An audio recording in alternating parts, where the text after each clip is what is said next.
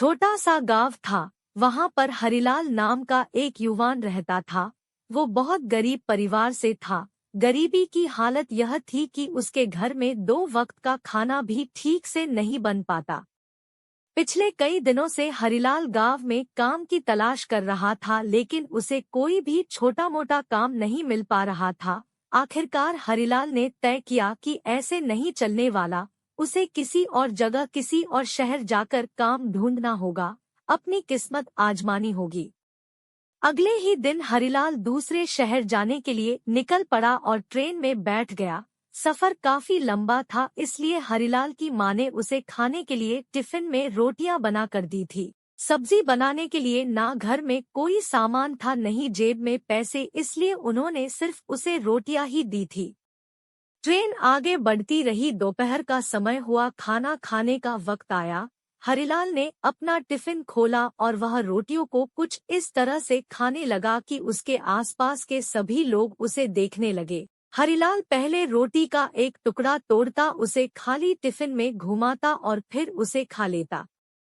उसे देख रहे कई लोगों में से एक ने हरिलाल से पूछा, अरे भाई, तुम यह क्या कर रहे हो? तुम्हारे पास सिर्फ रोटियां है, तो फिर तुम उन्हें खाली डब्बे में क्यों घुमा रहे हो? हरिलाल ने कहा कि हाँ, मेरे टिफिन में सिर्फ रोटियां हैं, लेकिन इस रोटी के टुकड़े को खाली डब्बे में घुमाते वक्त भैया इमेजिन करता हूँ कि इसमें अचार भी है। उसे देख रहे सभी लोग बड़े ध्यान से उसकी बातें सुन रहे थे। उनमें से एक ने उससे पूछा, क्या ऐसा करने से तुम्हें अचार का स्वाद आ रहा है? हरिलाल ने कहा, हाँ, इमेजिनेशन का यह पावर है कि हम जो सोचते हैं उसे अनुभव कर पाते हैं।